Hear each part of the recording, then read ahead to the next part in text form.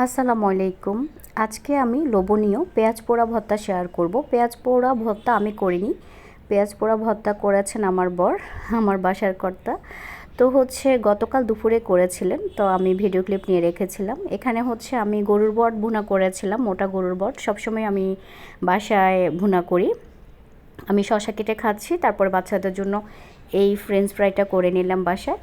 তো পেঁয়াজ পোড়া ভর্তা করার প্রথম দিকে পেঁয়াজগুলোকে, দেশি পেঁয়াজ হোক বা এমনিতে যে কোনো পেঁয়াজ দিয়ে করলে হবে, আমরা দেশি পেঁয়াজ দিয়ে করেছি। পেঁয়াজগুলো সে খুব ভালোভাবে টেলে নিয়েছিল, টেলে নেওয়ার ভিডিওটা নিতে পারিনি। তারপর ধনেপাতা কেটে নিচ্ছে, দেখতে পাচ্ছেন। এরপরে শুকনো মরিচ সরিষার তেলে টেলে নেবে একটু পরে, আর শেষের দিকেও সরিষার তেল ব্যবহার করা হবে। অল্প কয়েকটা উপকরণ দিয়ে, ধনেপাতা আর পেঁয়াজ আর সরিষার তেল দিয়ে আর শুকনো মরিচ, হ্যাঁ 3 থেকে 4টা উপকরণ দিয়ে এই ভর্তাটা করে খাবেন, খুবই মজা হয়। মানে আমার বর করেছে এজন্য বলছি তা কিন্তু না। বাসায় আমার বাচ্চা দুজন, ছোট বাচ্চাগুলো তো ভর্তা খেতে চায় না, তার মধ্যে আলু ভর্তা ওদের অনেক ফেভারিট। কিন্তু এই পেঁয়াজ এভাবে টেলে নেওয়ার পরে পেঁয়াজটা এত বেশি ভালো লাগে, মানে খাওয়ার সাথে সাথে অন্যরকম ভালো লাগা কাজ করে।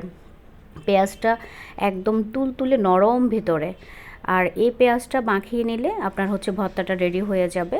তো পেঁয়াজ আগে কেটে নিতে হবে, আপনারা দেখলে বুঝতে পারবেন। মানে কম উপকরণ দিয়ে অল্প সময়ের মধ্যে এই ভর্তাটা করে খেতে পারেন, আর খাওয়ার রুচি বাড়বে। এই ভর্তা যাদের জ্বর থাকে বা ঠান্ডাজনিত সমস্যা আছে, খাওয়ার রুচি নেই, তারা অন্তত এই ভর্তাটা করে খাবেন।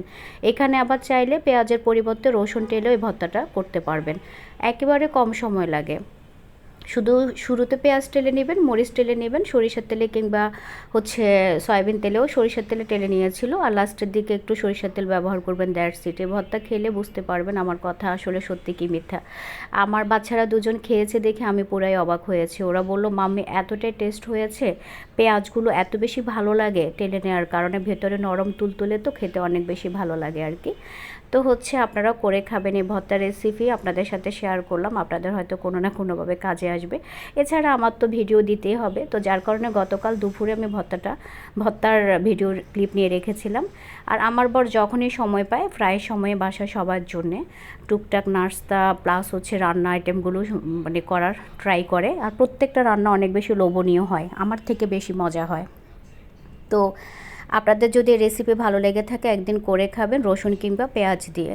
তো আজকে এ পর্যন্ত, সবাই ভালো থাকবেন, সুস্থ থাকবেন।